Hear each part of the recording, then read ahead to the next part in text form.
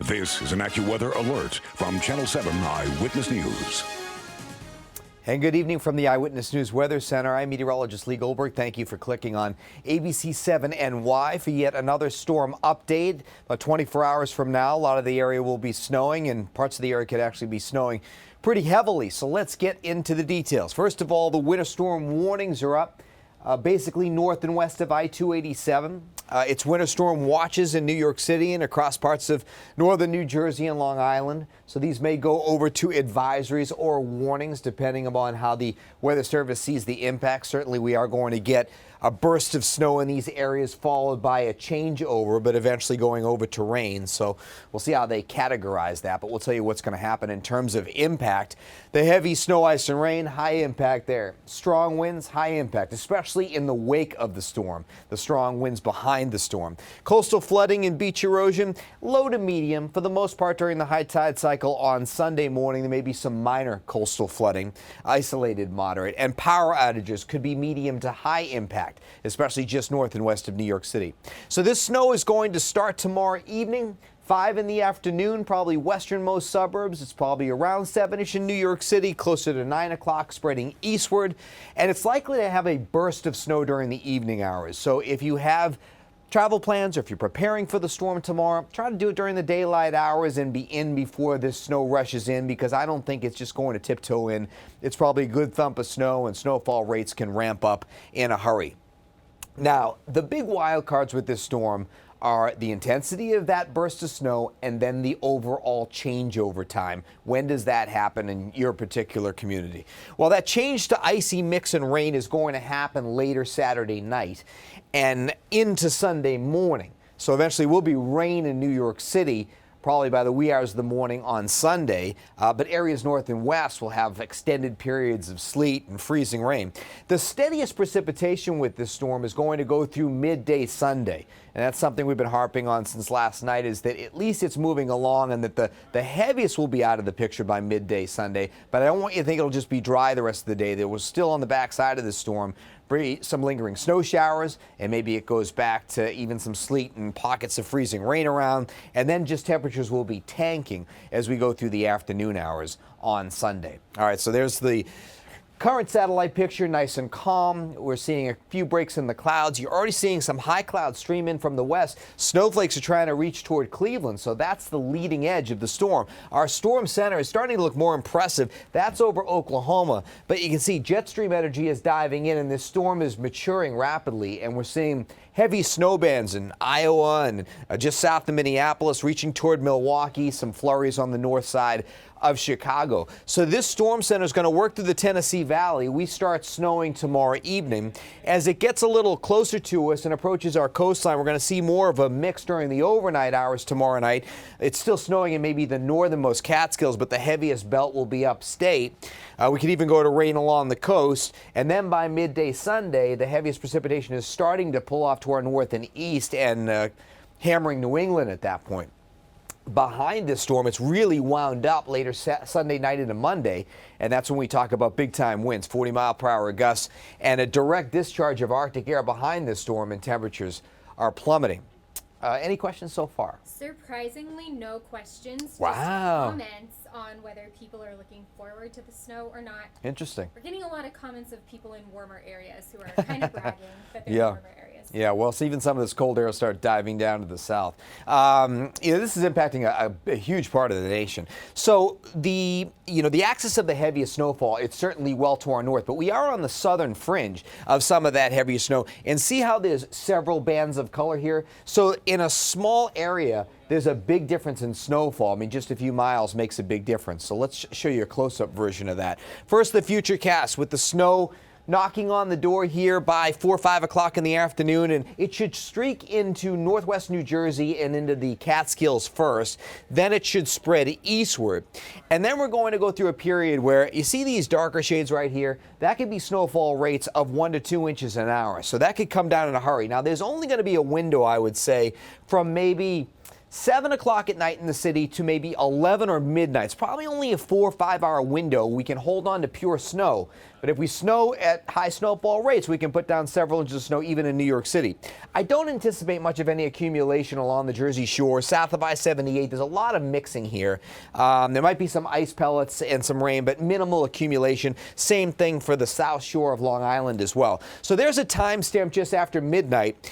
And it's still snowing in maybe upper Manhattan, the Bronx. We're mixing in Staten Island and Brooklyn. So that transition is happening in New York City. It's still snowing heavily in northern New Jersey, sub-freezing temperatures. Good snows, Hudson Valley and Connecticut. And a big difference even from the South Shore to the North Shore of Long Island. It could be snowing on the North Shore and raining on the South Shore. And we're pouring down the coast.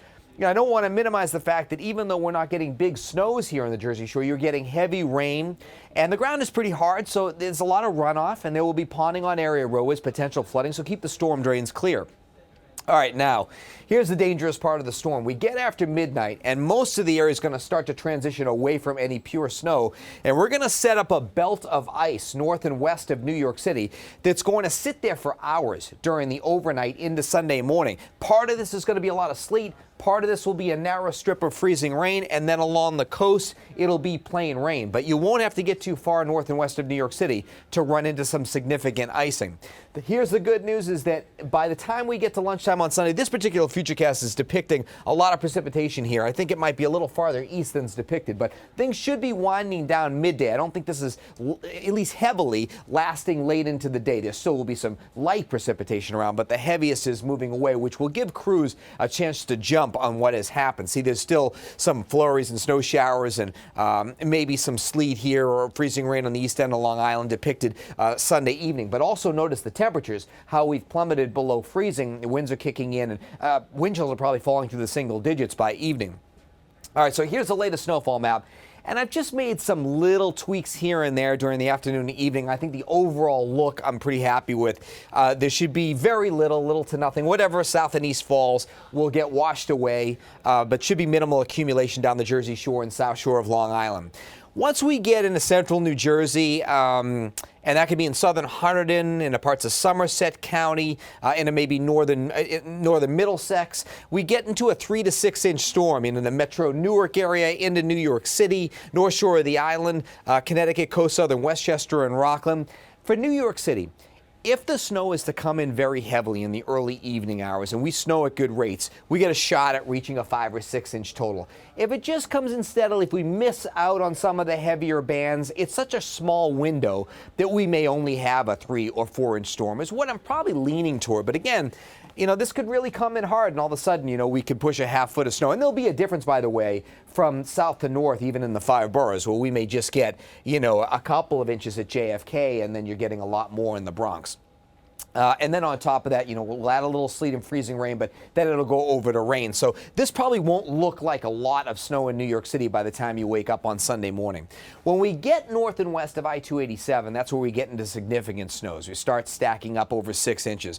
And the one thing I did today, just given the look of some of the heavier bands pointed into northern New Jersey, is I just dragged that 6 inch line a little farther south through Morris County, bordering parts of northern Somerset and in Hunterdon County there. So pretty good swath there of 6 to 9 inch snows, which go into Rockland and Westchester and northern Fairfield into Putnam, but up to the I-84 corridor. We get north of there. Now we're 9 inches to up to a foot. We could go 12 to 16 or 18 inches once you get up into the northern Catskills. And then there's a lot of sleet on top of that, or at least mixed in with it.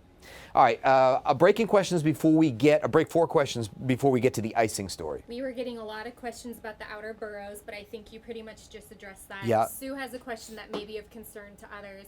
She's asking, and I don't know where she is, but since the temperatures will drop so much Sunday, will Monday rush for those who do have to work be a disaster? Well, it's a great question, and we'll get into the temperatures. And if you heard me talk about the ending time of the steady precipitation, midday Sunday, I think if you're talking about New York City, Long Island, New York City points south, I think because the steadiest is ending midday Sunday and crews get a chance to jump on it, I can't say there won't be ice patches on Monday. Certainly parking lots, any untreated surfaces could be very, very slippery. But I think the roads will get a chance to be worked on, and we're not 15 degrees at 3 o'clock in the afternoon on Sunday. I mean, we're dropping through the 20s. whatever treatments can still have some effect, and then things start to dry out. So I think we're worse where we get bigger snow totals off the north and west in terms of Monday travel. But in and around the city, I mean, not that it's perfect, and obviously it's dangerous cold, and I wouldn't say run out there, but I do think we'll be able to get around because of the fact that the steadiest precipitation is winding down midday Sunday. I mean, it's still not pleasant, but it's probably not as treacherous as if the precipitation lasted all the way into Sunday night at a steady basis. Let's get into this ice story where ice can accumulate on trees and power lines and cause power outages. This narrow strip right here, which I'm depicting across parts of northern New Jersey and the lower Hudson Valley in Connecticut, it's meant to be depicted basically just at or north of I-95 to just at or north I-287. This is a strip that I think could turn into an extended period of freezing rain. There's other icing farther north, but freezing rain is obviously the worst because that will accumulate on the power lines, cause power outages, and cause very slippery travel. So those places like a Clinton, New Jersey, into parts of Morris County, like a Randolph over to Wayne and Wyckoff, and into Westwood. We go into lower Hudson Valley and places like Irvington and Tarrytown, over to Greenburgh and Hartsdale, maybe, over to White Plains.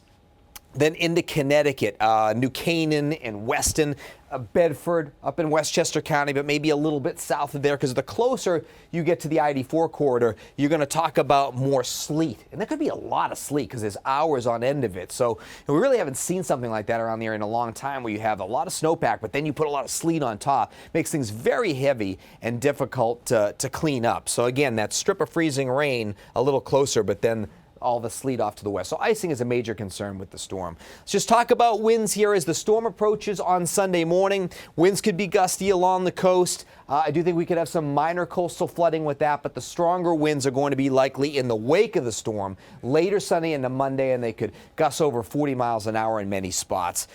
So with that said, we may start the day on Sunday above freezing along the coast, below freezing inland. Temperatures crash during the day.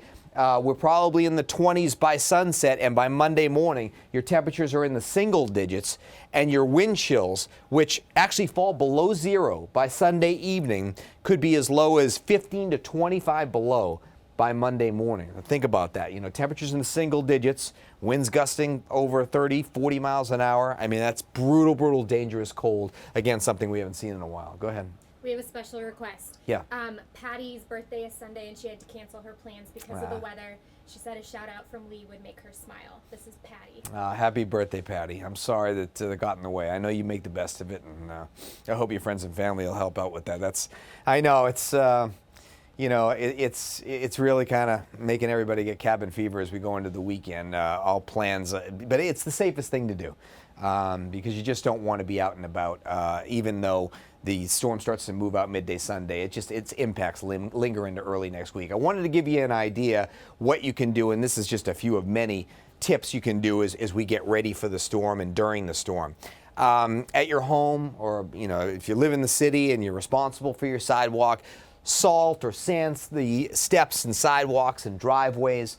It'll be really important to not only do that pre-storm, but during the storm. Don't wait until the end of the storm to clear things, especially north and west. It'll just get too cumbersome. Clear snow and ice frequently. So if you're able to go outside every few hours, I mean, it's not easy, and it's not easy in this cold, but you'll appreciate it other than waiting until midday Sunday and then Sunday late and everything's a block of ice and you can't move anything. Make sure the cars are filled up, and generators too. Again, we can have some power outages. It's going to be tough to get around. Excuse me.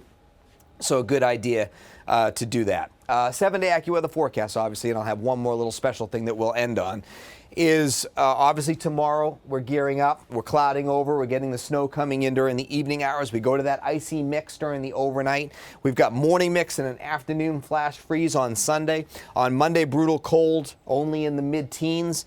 It's still bitter on Tuesday, 28, and then we're moderating, and it looks like on Wednesday there's actually another storm coming. It probably is mostly rain, but a pretty good rain could come in on Thursday. One other little special item for you to end the weekend as skies begin to clear out on Sunday night. If we can get some clearing, there is actually what's called the super blood wolf moon. Super meaning that it's the moon's orbit is closest to the Earth, and then you've got the blood moon, which means that there's a total lunar eclipse going on. So what happens is the rays of the sun go through the Earth's atmosphere.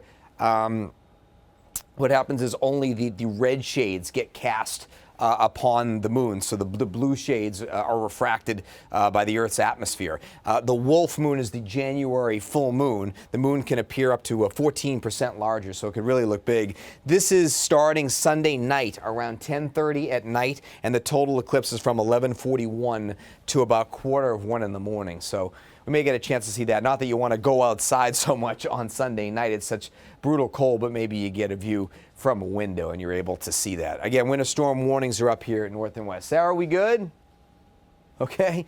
All right, guys. Listen, stay safe over the weekend. Amy Freeze will be in tomorrow morning on Channel 7. I'm sure she'll have an update on ABC7 NY. I will be back covering the storm tomorrow evening. We'll take you through it every bit of the way, not only on television, but also, of course, online on ABC7 NY. Thanks, as always, for clicking on ABC7 NY for your weather source, and I'll continue to update all our social platforms as we go through the overnight and the weekend. Have a safe weekend.